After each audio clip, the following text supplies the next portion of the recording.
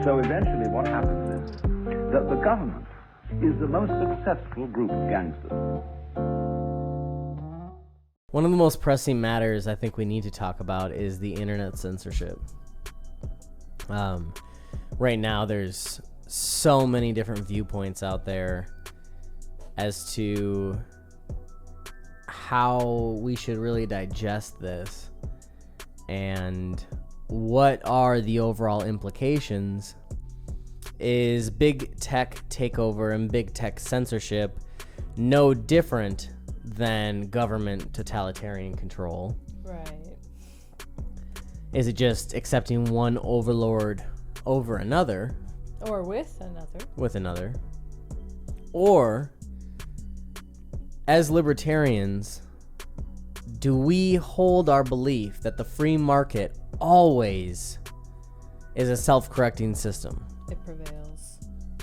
Well, and it prevails, as I made a recent social media post. I actually shared a post and I made a little tag on it, but the tag I said was essentially, the market always provides because we as consumers are the market.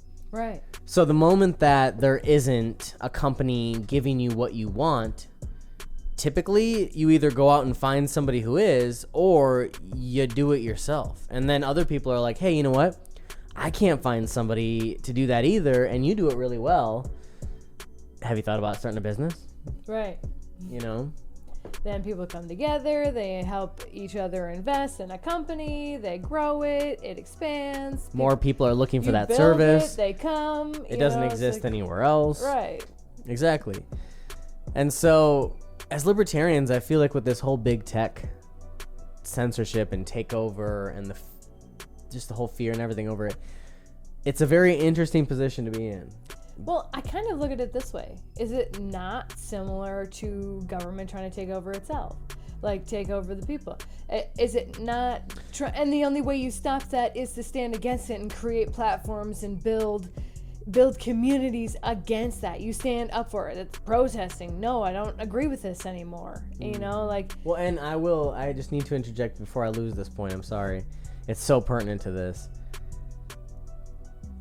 As libertarians, time and time again, one of the main arguments we get is, well, if there's no government, then corporations will just poison our food. And if there's no government, then corporations will just do this. And if there's no government to protect us, then corporations can just get away with whatever they want. You know, if there's no government, then people are, rancid. They're rabid We creatures. need government to make sure corporations don't kill humans. And so I feel like as libertarians, can we not look at this situation and see... This is one of those moments we can prove to people this corporation's doing something bad. I do not obviously agree with censorship. I don't agree with the idea of somebody silencing another person's voice. Obviously, I agree with if you have a private business that you've established yourself, you put your money into it, you built it from the ground up, it's your thing, it's your property, then you should have the right to essentially create its own limitations and whatnot. But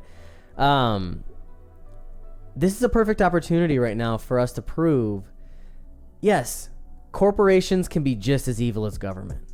In fact, sometimes they can be more evil than government. In fact, sometimes they work along with government to be evil together.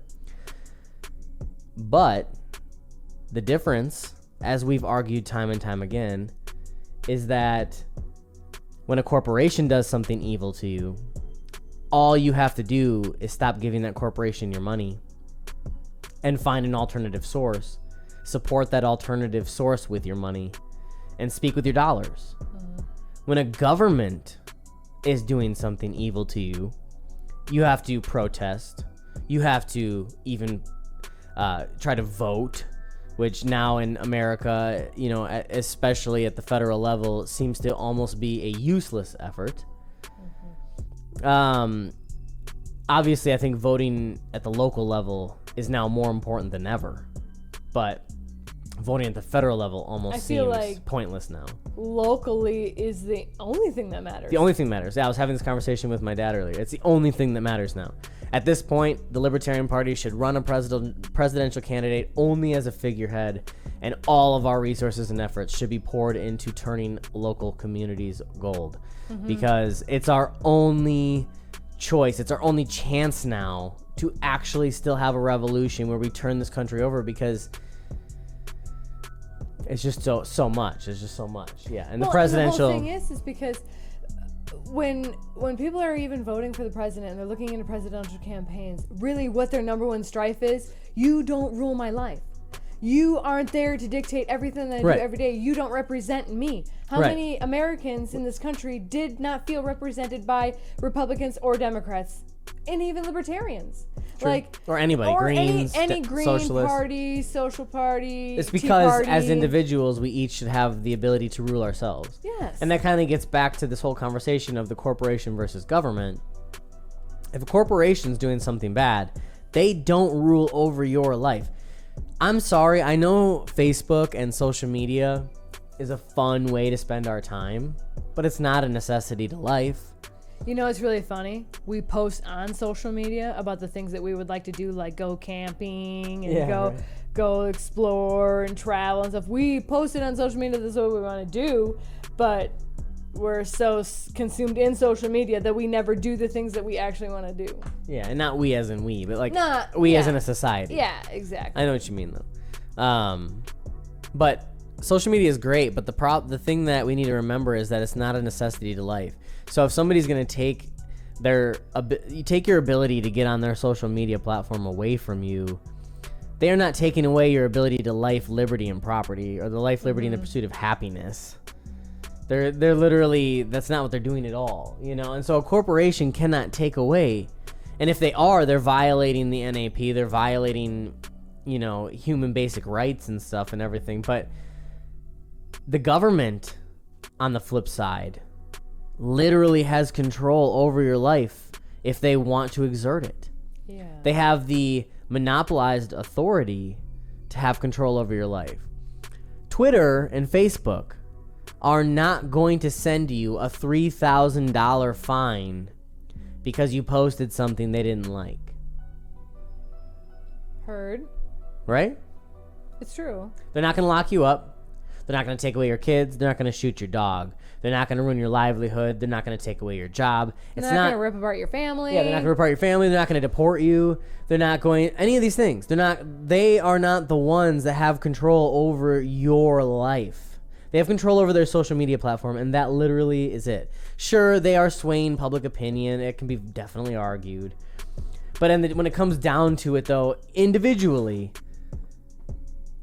we cannot get caught up in this idea that social media is somehow now a fabric of our very being, and we cannot survive without it. Even being able to produce this podcast, even being able to run our platforms and all our things would not require social media. These things were able to exist before social media existed. It just made it more convenient. Yeah, convenient and helpful. But you can have similar types of platforms that are not social media that make it just as convenient. You could even have other types of social media platforms. And that's the thing, too. As libertarians, we have to hold this principle of the free market, because in every single moment of time, the moment that things get really bad and somebody, whether it be government or a corporation or whatever, somebody is coming in to try to take away your ability to live how you want, the free market always steps in. Some human always steps in and says, here's an alternative. Right. The black market exists for a reason.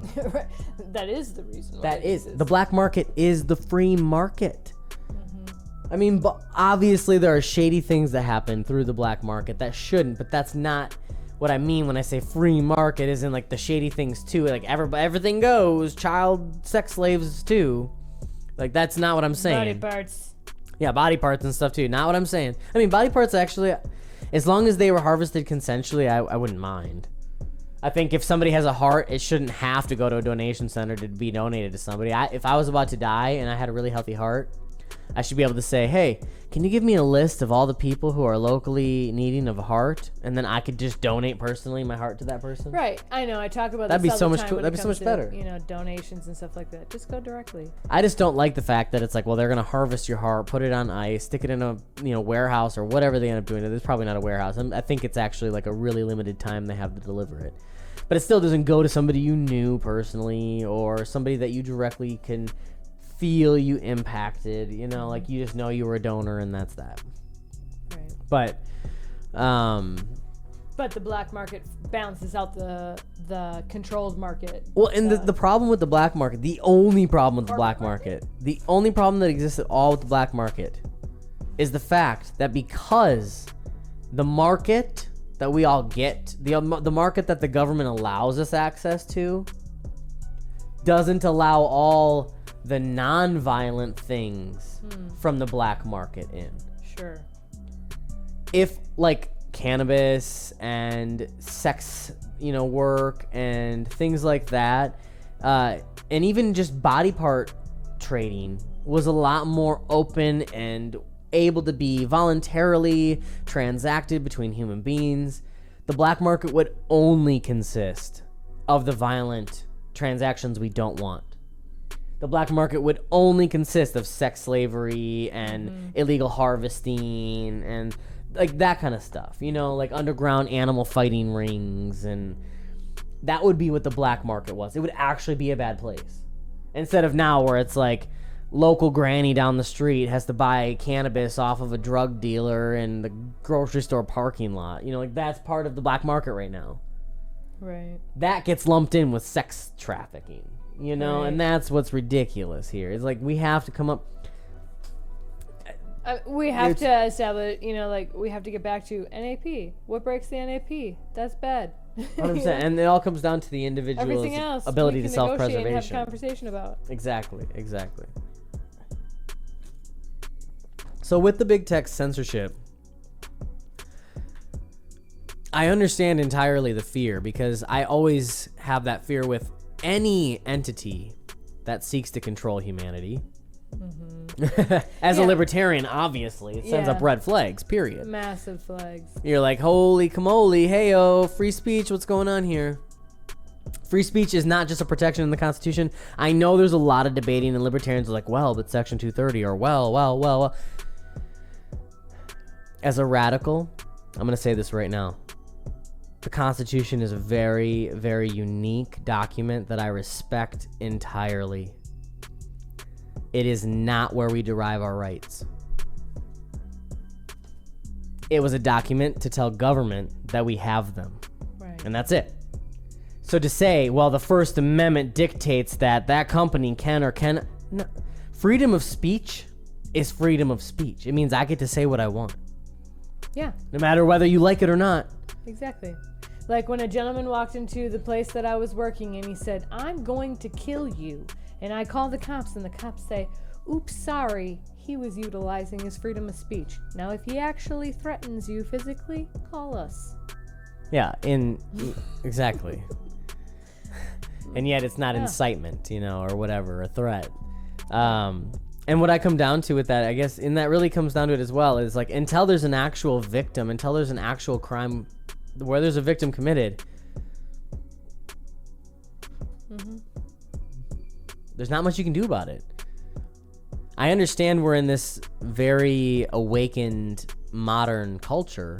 So what is a victim but everybody is? Well, that's where I was getting to, like, words now are associated with victimhood, whereas in the past it was physical violence was victimhood. So I can understand there's now this new understanding.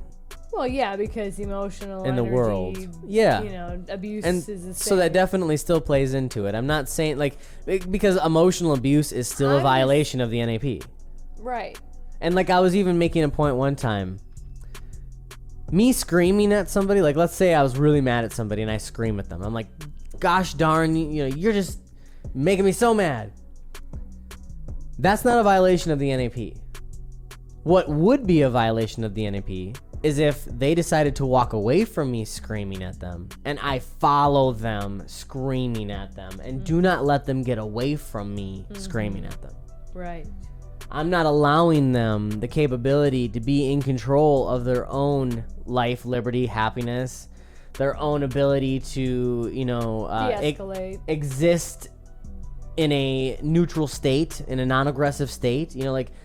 Humans should have the ability to walk away from aggression if we don't want to be a part of it. I'm trying to help you. Yeah, exactly. So, that's where I come down to with it, is like with words, I can call somebody a name. I could be like, hey, you're a jerk. It might offend them if they really don't want to be known as a jerk. But I'm not violating the NAP by doing that. What would be violating the NAP, I feel like, is if then I went around and told everybody that they loved and everybody that they cared about and told everybody that mattered in their life that possibly could affect their life, like their jobs and their spouses and their kids. Yeah, you try to sabotage sabotage their life. Their image and their life. I tell everybody, how terrible they are, and I just ruin their livelihoods through and through and through. That's a violation of the NAP. That's a violation of aggression. You're ruining their life, liberty, and happiness.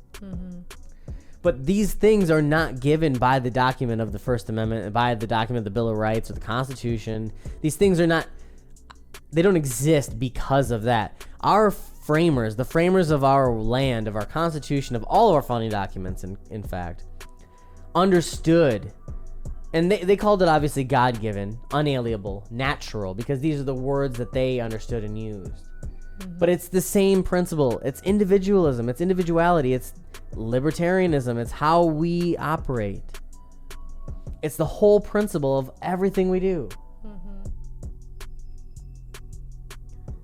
We need to respect each other's ability to just exist. Do unto others as you would want them done unto you. And so when it comes to the tech censorship, of course, I am against it through and through, regardless of whether the First Amendment grants corporations the right to kick people off their platforms. I think it's wrong because it violates somebody's freedom of expression and speech, no matter what. But ultimately, I still don't think it's the government's job or a mob rules job to tell that company what they can or cannot do with their platform. I still come down to that. I agree with that would be a violation of their right, like their ability to thrive and survive as an entity. Yeah. Twitter is not just a corporation. It is a conglomeration of human beings. But, the government is good for that. The government is good for setting extra regulations on you to be fair to everybody. And now I control what you can and cannot put on your platform because, I dictate it's for the greater good, though. Exactly. It's for the greater good. We know what's best, even though we're just humans, too. Yeah. Totally. Just same blood. Everything's the same. Everything's I want to remind that of everybody. Yeah. The political class is not different biologically than anybody else. Yeah. They're not magical. I guess maybe at this point we don't know that for sure because maybe they've already merged with the machines. True. Who knows at this point what the heck is happening? I know. I just can't even keep it straight anymore. It's they're becoming more and more unpredictably predictable. Ultimately speaking, when it comes to the alternative platforms, we're in a position right now. Obviously, big tech has a lot of control. Google, Amazon, Facebook, and many of the other players that we don't really see in the headlines a lot, but they're there, especially the AI companies, as we've been following for a long time. We can't technically count or guarantee on surviving in their control grid.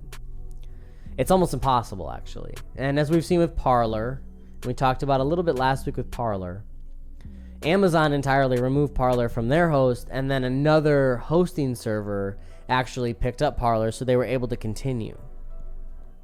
But what I've seen is that they're still not on. Oh, really? So maybe they're still working things out to move over to the platform. Maybe you can pull that up. Yeah. At the same time, there is going to come almost like a growth period where we have to shed ourselves of these mechanisms that have become so engraved in our society. Like, Google owns everything and is a monopoly for a reason. Because for the longest time, it's been so convenient to just let Google do that instead of provide competition. They've done it so well, so why not? You can't go to Parler's website.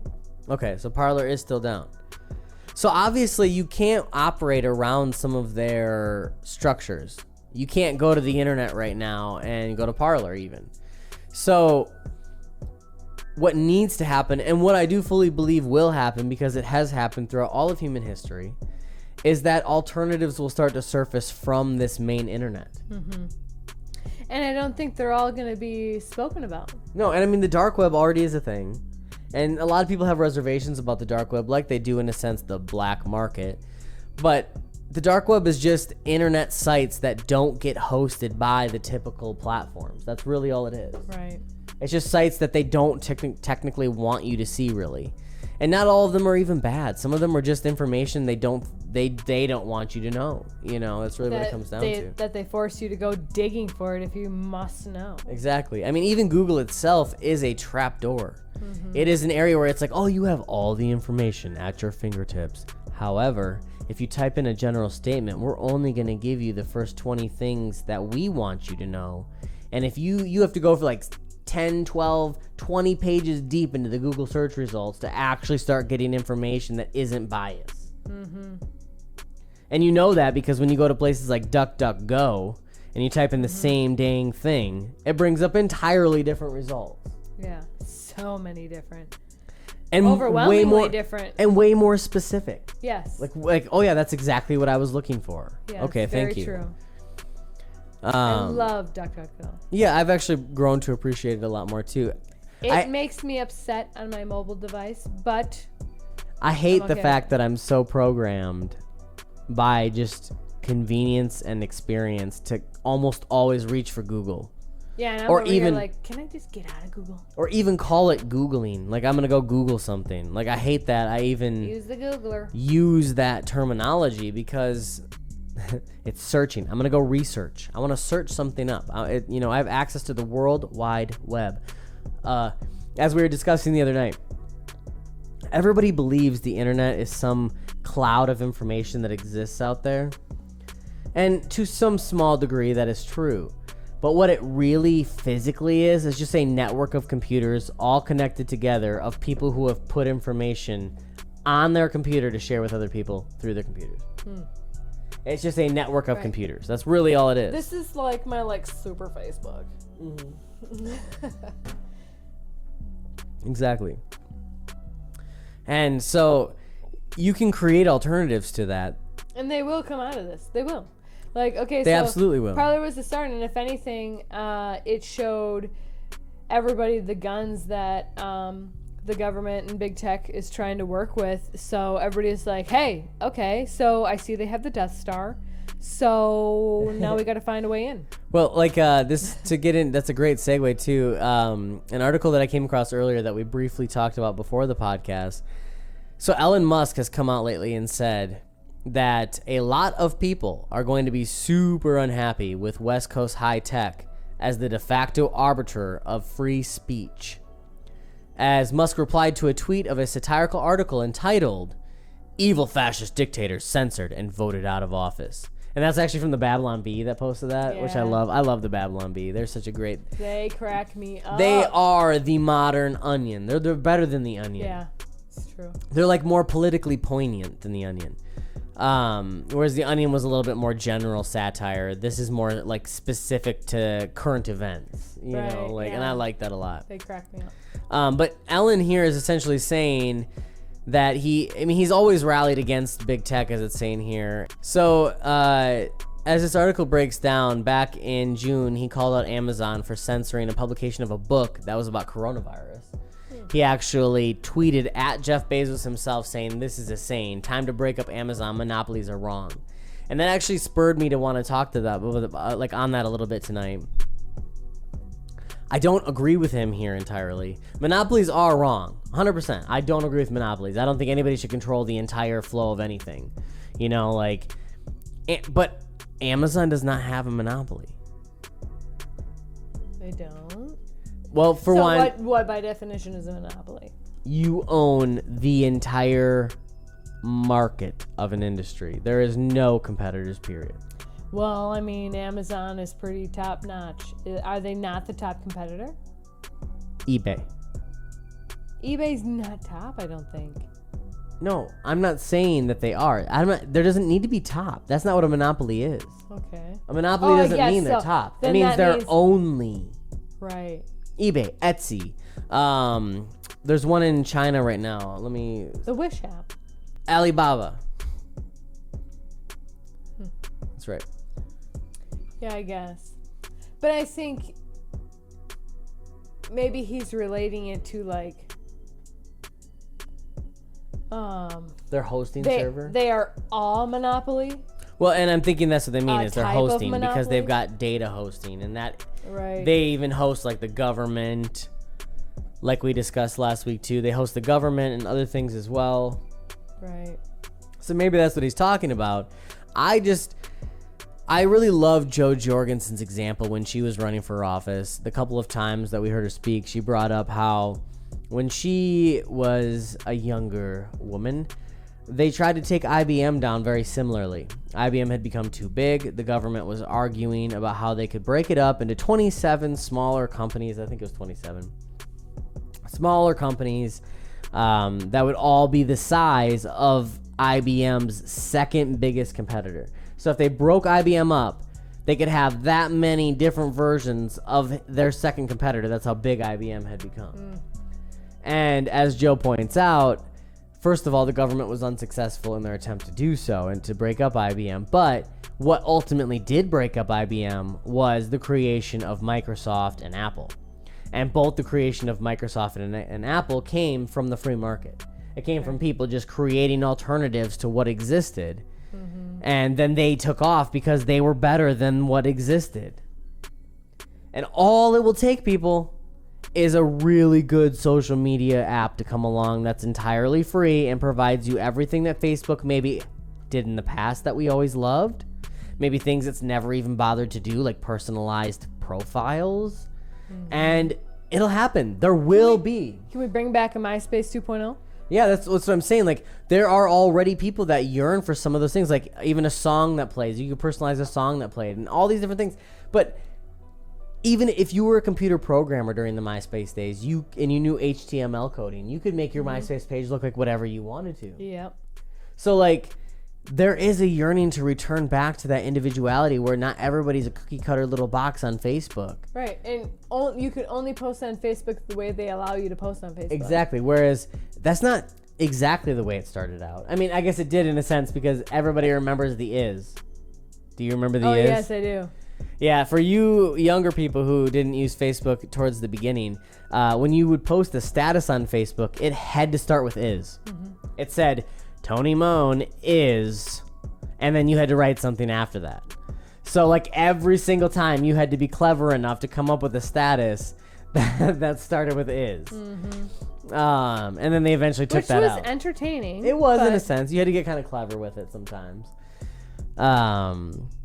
But either way, it was very restrictive from the very beginning. Zuckerberg always had a specific vision, and I feel like he's just been refining that vision ever since, growing it, which is fine. It's his platform.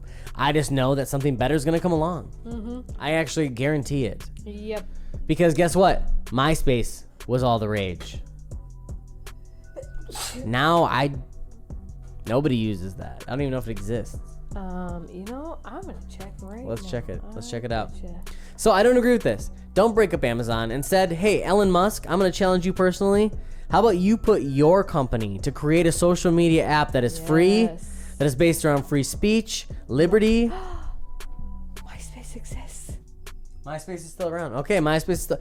All right, so guess what? If Elon Musk isn't up for the challenge, everybody should just go back to MySpace. I actually think, didn't Justin Timberlake buy MySpace? I don't know. Did he? So either way, I feel like what really needs to happen at this point is just a massive walk-away effort from the platforms that they want us to use. And at the same time, there needs to be this understanding that we are the power over our own lives, and corporations don't own us. And the only way they have any power at all is if government grants it to them, because government is a collection of humans who have given themselves the arbitrary authority to essentially control other people's lives.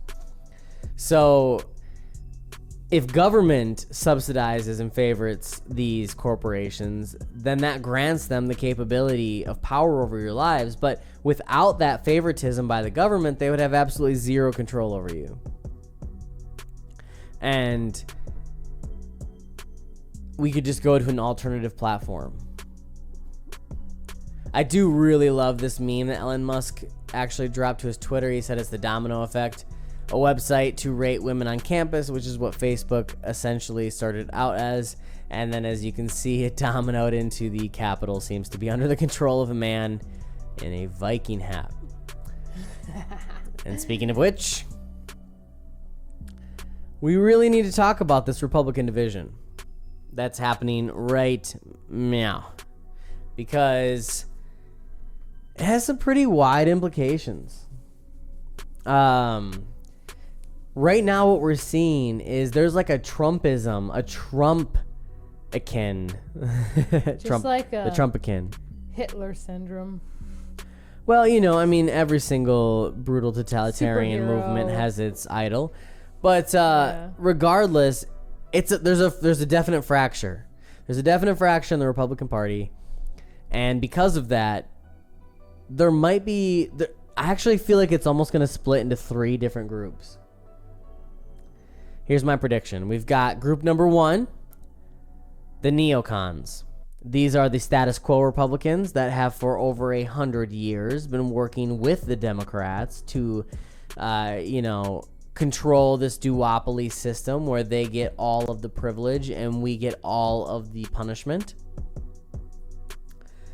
Then there will be group number 2, party number 2 that'll come of it, which will be centered around Trump. This is going to be the more radicalized, let's take on the left and fight the powers of evil because Q told us to. This would be that group. This is what they're talking about here, the Conspiracy Caucus, which I don't like that they call it that because it gives true conspiracy a bad name. But either way, we've got the Conspiracy Caucus here, which would be the second group that breaks away, and they'll be the ones that are constantly creating issues around the country. They're going to be really rowdy. They're going to be in your face. They're going to be the opposing force to the left. And then the third group of Republicans that's going to come of this will be the actual principled small government conservatives that have existed in this party but have been vastly silenced and outnumbered in the last number of decades. And quite honestly, I have a feeling a number of those very principled conservative Republicans are going to see the Libertarian Party as a new chance to start something different. They're going to see us and say, you know what? They're right. Putting that much power into the hands of anybody is the wrong thing. Look at what it's led to. Trump violated individual liberty. No different than Barack Obama. Heard. No different than Biden will. And the Trump worshippers completely refuse to acknowledge that. All they care about is their conspiracy Q, which I hate. I'm going to stop using that word. All they care about is their Q savior, who has told them that Trump has been sent by God to save the United States.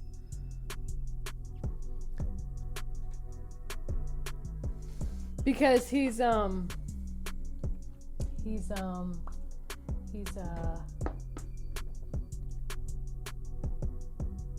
it. Jesuit?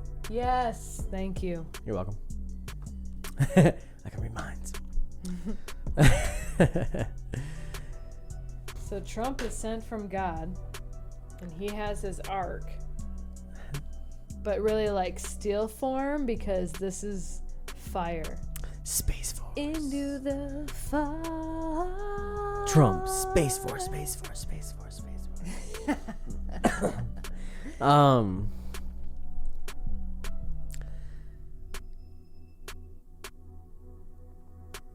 It is incredibly interesting to me, and I have talked to you about this, and I have seen other people talk about this, so it's not like we're the only ones.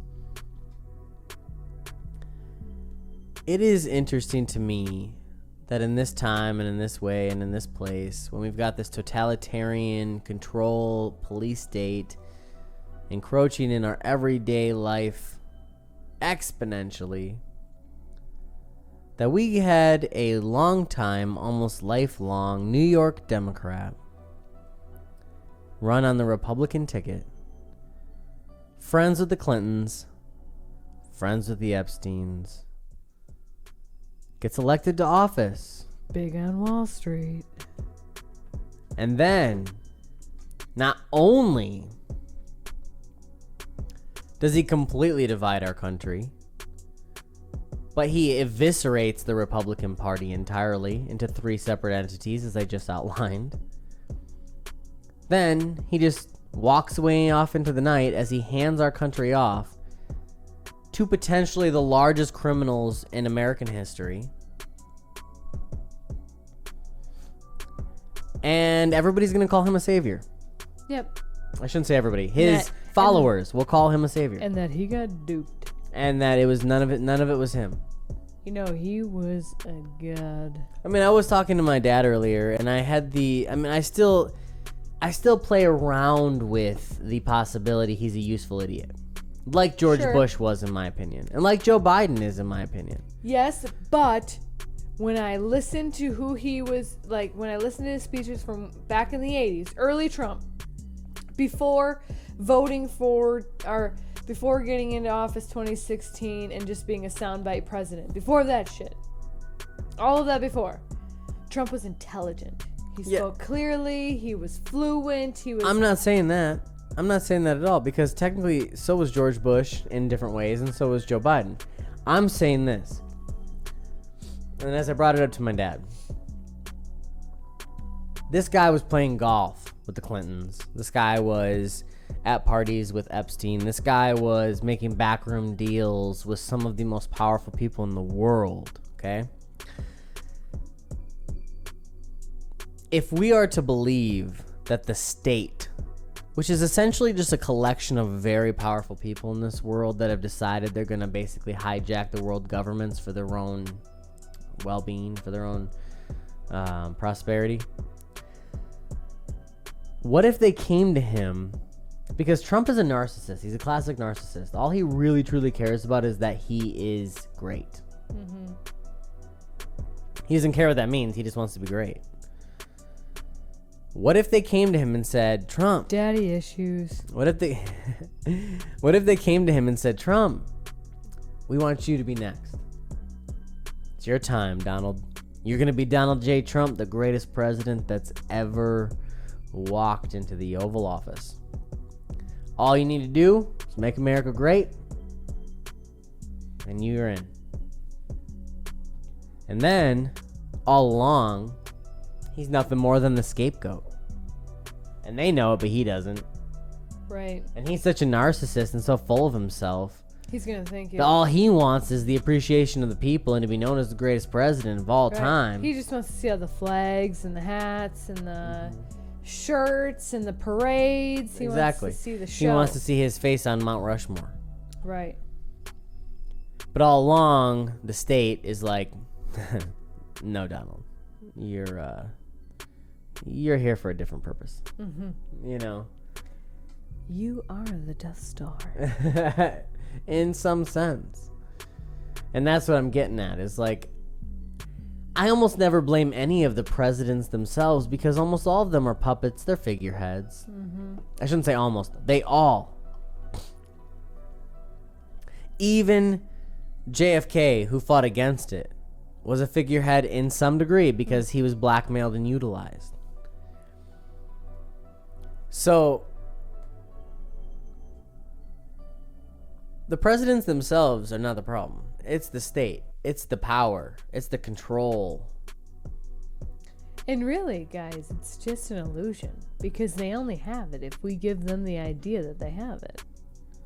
Well, yeah, and Which with that, is by voting for their crappy lies, not making them accountable, not standing up and saying, you're not actually representing us, my county is falling apart, and you're the problem. not yourself actually participating in government, Right. like running for office, or I'm sorry, politics is just too difficult. Or even yeah, that's go- the problem. The problem is that politics got too convoluted, and that's why nobody pays attention to it. Because they made it that way so nobody would pay attention to it. well, and it's just so deep. I mean, the constitutional law is so extensive that even constitutional lawyers have to argue about it because none of them actually understand it. And how is that? The professionals in the legal field of constitutionalism still don't understand the law. So how do the lawmakers, and then how do the citizens that are supposed to follow and uphold it? How do the police that are supposed to serve and uphold it on their end? Well, because it's do as I say, not as I do. Well, they don't even That's know the what to do, system. though. That's what I'm saying. Most of the laws that exist are almost unknown. The legal system is so convoluted that it's impossible for anybody to know all the laws. Yeah, we went and looked at what non-violent crimes, and one of the violent crimes in many different states was carrying an ice cream cone in your pocket. Yeah, I mean, that amongst other things. Like petty. Such petty things. To extreme things Yeah. that don't need to be extreme. There are literally states right now where it is illegal to have oral sex. Right. Like who's What? Neighborhood watch is sitting at your window. Hey, Bob. And wouldn't it be weirder for the dude looking in your window than it is for the people having oral sex consensually in the bedroom? Exactly. Isn't it a little weirder that there's somebody looking in your window? Isn't it a little strange that somebody had to make that a law? And let's take this a little bigger. Is it Oh, weird? nice pun. Is it weirder that I want to consume cannabis as a medical patient? Or is it weirder that there's some federal agent whose only job it is to make sure that I can't? As a human being who doesn't harm anybody and needs it medically. Why is Insert somebody 95% of America and it's not even just cannabis of today. It literally can be expanded in so many different ways, even outside of drugs. All the banned medications, all the banned practices, Services, technologies, Yeah. research and development, you name it. There are so many things that are throttled by the government, the bureaucracy state, that could literally make humanity evolve and surpass so many different challenges, and they're all restricted because of arbitrary just baloney. Because one person along the way either said, I don't agree with that, or they said, no, I know somebody who could benefit from that not happening. Right. You know what I mean? Because that's what happens when you get government. And that's kind of what I was getting at with my dad earlier, and back to a previous conversation we were just having. The LP itself can no longer focus entirely on the presidential candidacy because the president can't change anything anymore. The federal government is now lost. It is taken over. It is the empire. We Yeah. are the resistance now. They're flexing that. And yeah. the only way that we can truly have this revolution is to flip the states. Right. The states are the power. They always have been. It's just been forgotten. Yeah. Well, they've proven their power time and time again. Oh, time and They've time. stood You're up right. against Cannabis federal. is currently legal because of the states, people. Not because President Obama, the person who said he was going to legalize it, came in and did so. No, he didn't do that. He legalized gay marriage, but he just said, you know what? All my African American fellows out there who are in prison for a non-violent offense of simply just possessing this plant, Harmless people. not going to do anything for you. Sorry. That's how wonderful and how loving he was.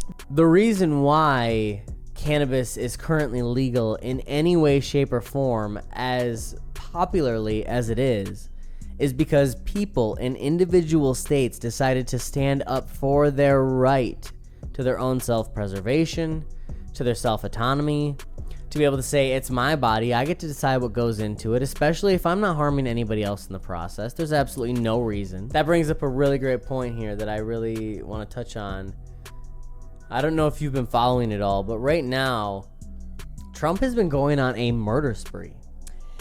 I've been seeing this execution situation, and what did I see today?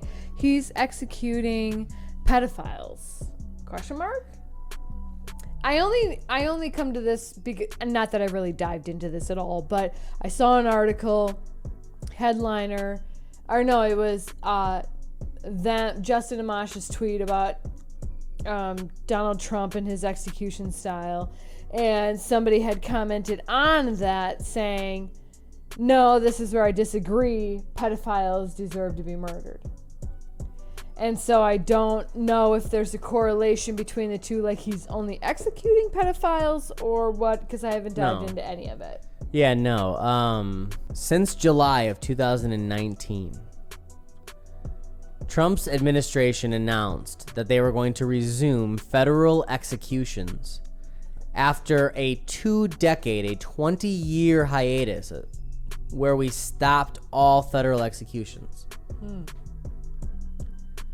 And then, since July of 2019, Trump has executed 13 people. Now, mind you, those 13 people are more than the federal government have executed in the last 60 years combined. So he has now murdered more people in the last year than in the last 60 years of federal executions. The most recent was for a person here, Dustin Higgs, died by lethal injection, was accused of murdering 3 women at the Maryland Wildlife Refuge in 1996, even though it was an accomplice who fired the fatal shots. Interesting. So why is it then that Trump would want him dead so pressingly? Well, now is the guy who fired accomplice shots dead also? Is he not? I mean, that would take some more research, I'm sure. But I guess what I'm wondering, what I wish the real question here is, and I don't think it actually even states here,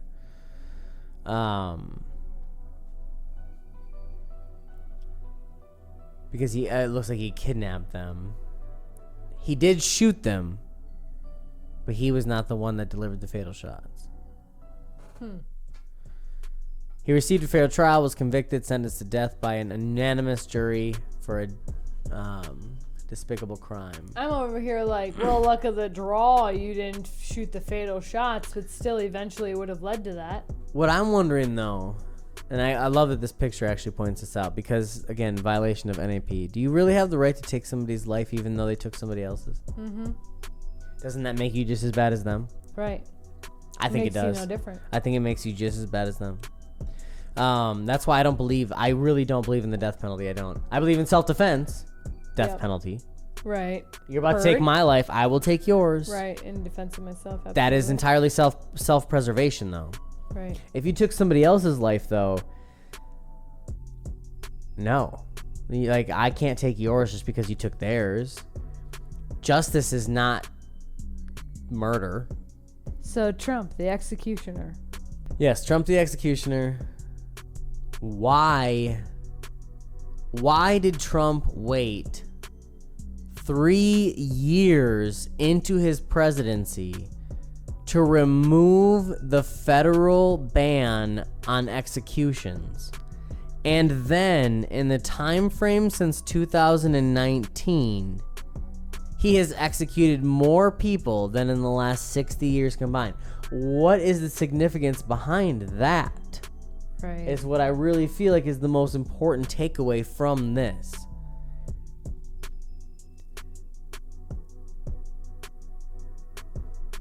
Maybe This is a 4D chess move. You're giving me the face. If Trump, because you and I for a long time have held this firm belief that Trump is just another pawn in the state's maneuvers, in the growing totalitarian state's maneuvers. I don't think he's innocent or separate from it. And if that is the case, then these moves of reestablishing the federal death execution penalty and this move of murdering the most people in history in the shortest amount of time are all very significant moves. It's true. Just like the impeachment. And I actually just like perfectly the 10,000 soldiers in the White House. 20,000. Oh, it's 20,000? Okay. Just like the impeachment, which is a perfect segue into the next part of what I really wanted to talk about, honestly.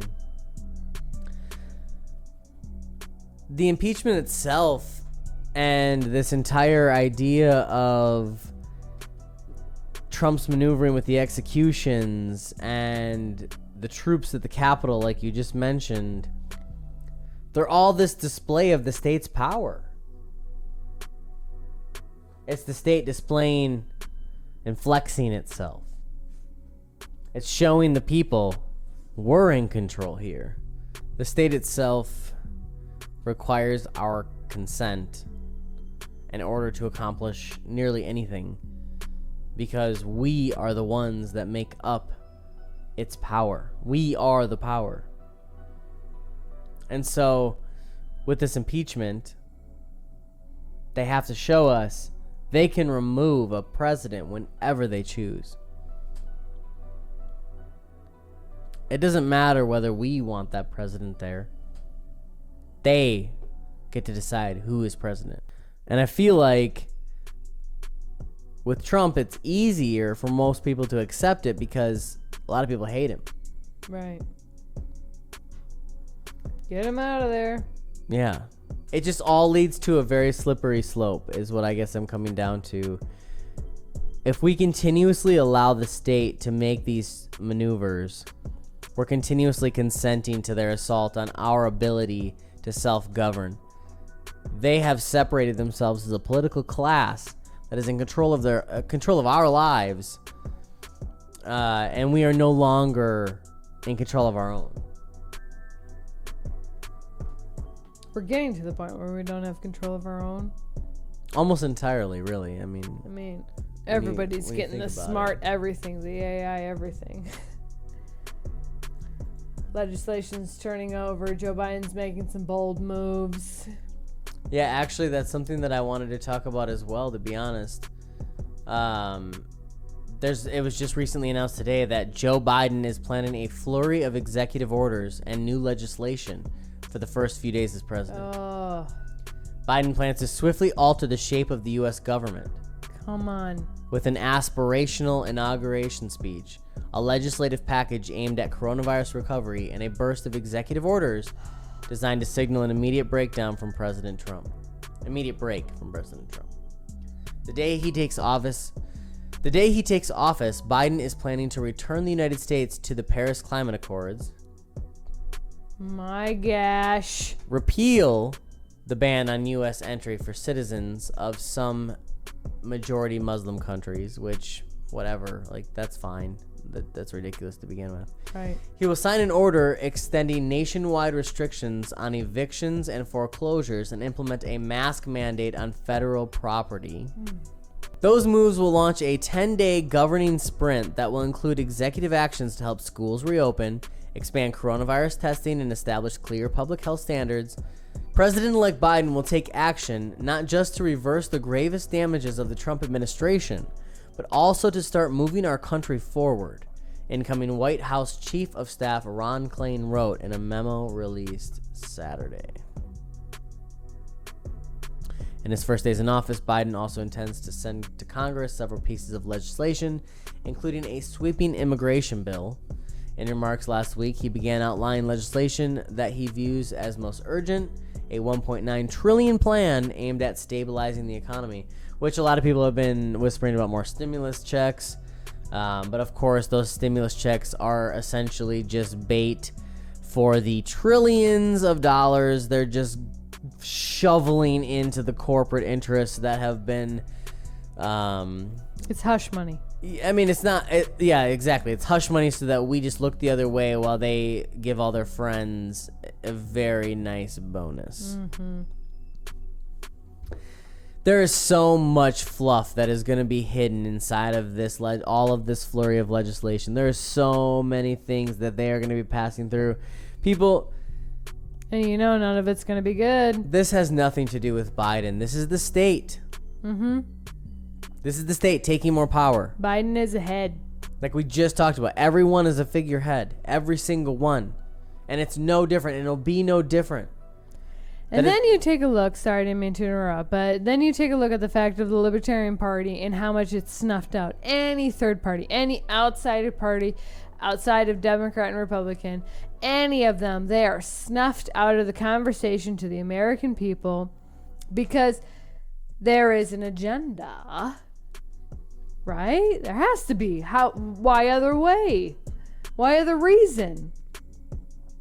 And then, including this impeachment and 25th Amendment Act situation, they're just going to rip Biden right out. And then Kamala will be president. Yeah.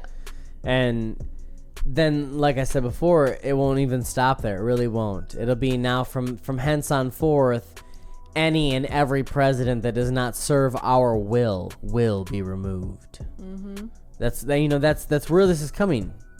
And it sounds dramatic, but it doesn't sound dramatic when you really consider where this has all come from. It's not an impossible trajectory to map out. It's been literally very linear for decades. They have one thing in mind, which is total control, and that's it. And it's only going to continue to get worse from here. Well, 2020 was a good implication of them testing their powers out, them testing their overreach, them testing their... Oh, yeah. They're flexing to the American people how much I can force you to amend to what I say. It is absolutely this era's 9/11. It is this era's Pearl Harbor. It is this era's Bay of Pigs. I mean, you name it. There have been so many different major events, turning points in American history that the state has utilized, has leached onto, whether they created it or whether they're just being opportunists about it. They have leached onto it to secure more power and to strip more and erode more liberties away from the individuals here in America. And, you know, I hate to delve in the realm of globalism, you know, and parrot some of the heavier, more banned figures out there, but this is not unique to America. We are just one of the last places to fall. Mm-hmm. Europe has had this structure of totalitarianism for a long time and different forms of it, but it's been there. And here in America, we've had this burning torch of liberty that is instilled in every single American citizen just at birth. Mm-hmm. It's our cultural soul that literally transcends through every generation. And I think through all of their efforts, and not even I believe through all of their efforts, they will never snuff it out. Ever, actually. I 100% agree with you. I 100% agree because I see... We are living proof. That's what makes them the most angry. Actually, yes. That's probably what empowers and emboldens them the most because they want to snuff it out. It's absolutely the age-old philosophical principle that nothing at all can prevent an idea whose time has come to pass from passing. It is now the time for liberty and libertarianism. This is the era of libertarianism, and that's not just because the Libertarian Party has said so. So Joe Jorgensen once brought up a psychologist, I believe it was, who wrote a book about this, how the new generation is the generation of choice. Or the a la carte generation, essentially, where we have grown up in this connected, intertwined world where we have so many options. And because of that, we don't settle for the status quo option. When we want our news, we go online and search for exactly what we want to know about our news. We don't just go to our local news station and that's the only thing we ingest, and then we just believe whatever we're told on that news station. But that is exactly what things were like only a decade or so ago. But today's current generation is completely different than that. It is now being raised in a world where you don't have to only shop at your local stores that have a very limited selection of what you need. You could go online and literally practically get whatever you want. And because of that, that's the way we now see politics. Right. Why would I settle for this? Why would I settle for literally the worst possible option? When there are actually quite literally other options out there that I could choose. That's why people like Bernie are so popular. Bernie Sanders. He came in and showed people, hey everybody, there's actually other options of thought out there. Ron Paul, exact same thing.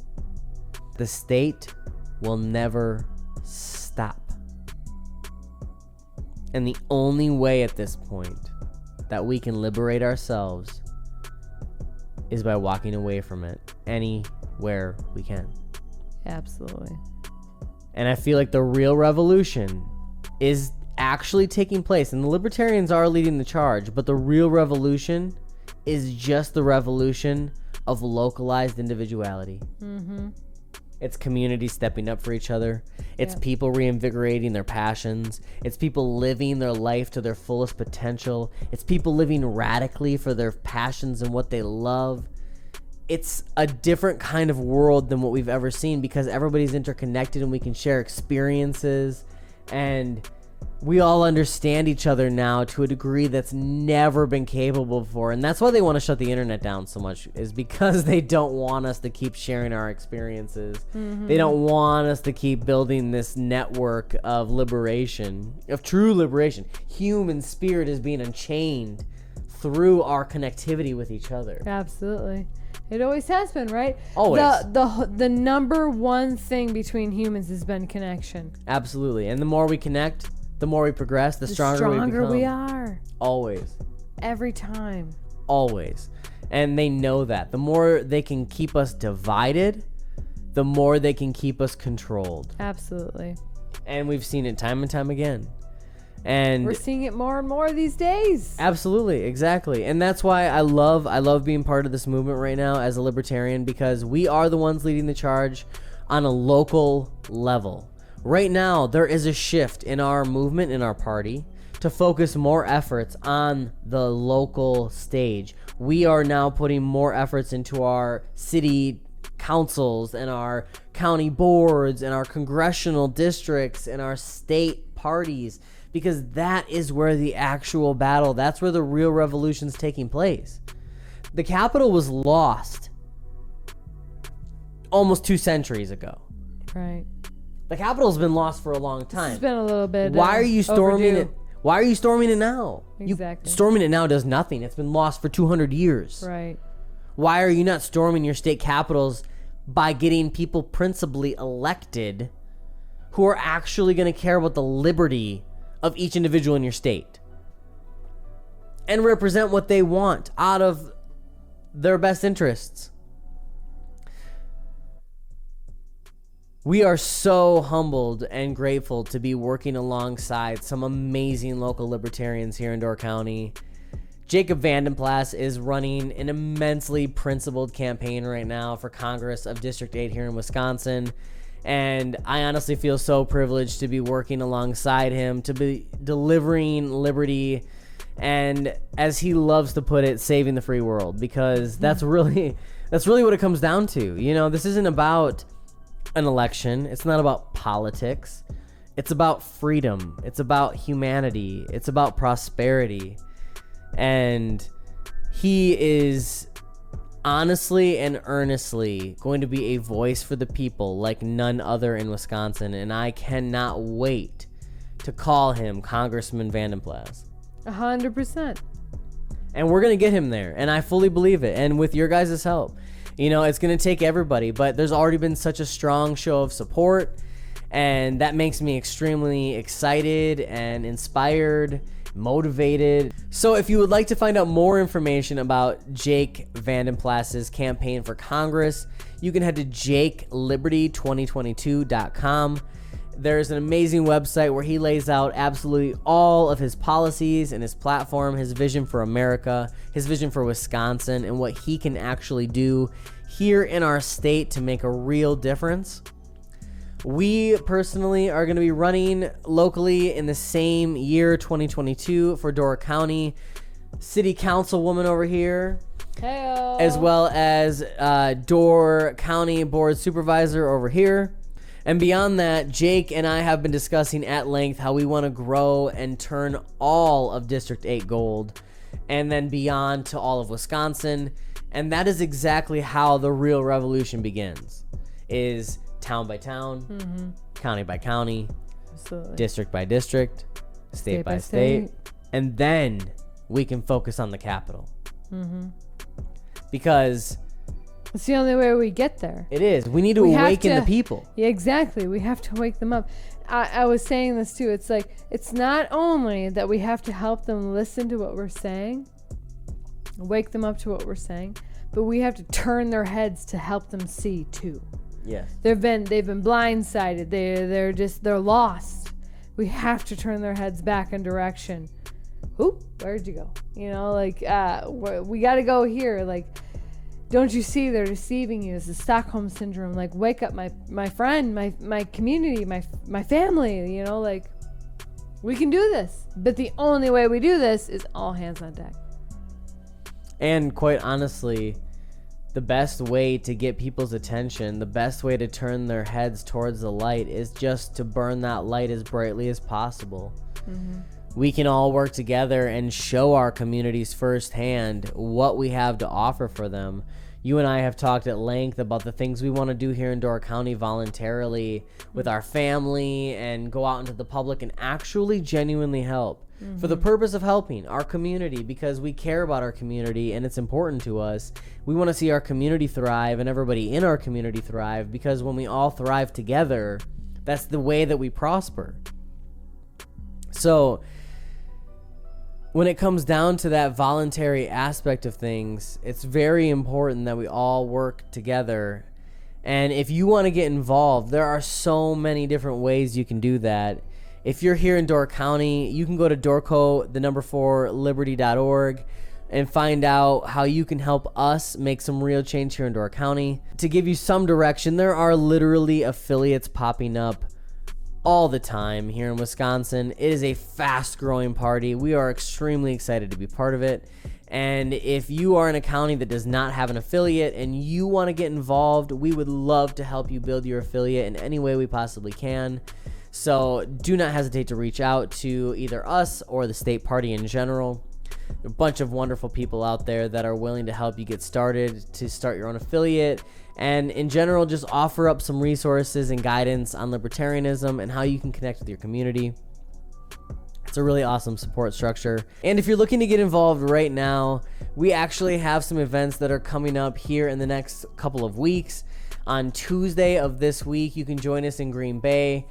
Jacob Vandenplas, as well as myself, are going to be there, where we're possibly going to be formulating a brand new affiliate, the Greater Bay Area affiliate, which could potentially include Oconto County, Brown County, and Kewaunee County. So you can join us at the Stadium View Bar, Grill, and Banquet. You can find all the information on our Facebook page as well as our website. Or if you're looking for something a little bit more local, we do have a meeting coming up this Saturday at the Spoon here in Sturgeon Bay for the LPDC. And of course, if you live outside of the state of Wisconsin and you're listening to this podcast, you can always go to lp.org. There's a number of different resources there to connect with your local affiliates, state and county level, and really get involved to help make real change here in America. This is the time, people. There is literally not going to be any other time besides this to save liberty and to preserve the individual human freedom that we all love and cherish so much. Which ultimately, as libertarians, is exactly what we're all fighting for so desperately.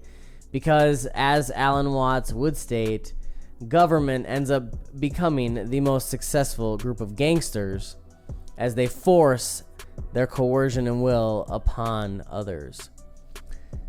In the end, we hope you all enjoy your life, preserve your liberty, and we will see you again next week here on Life and Liberty.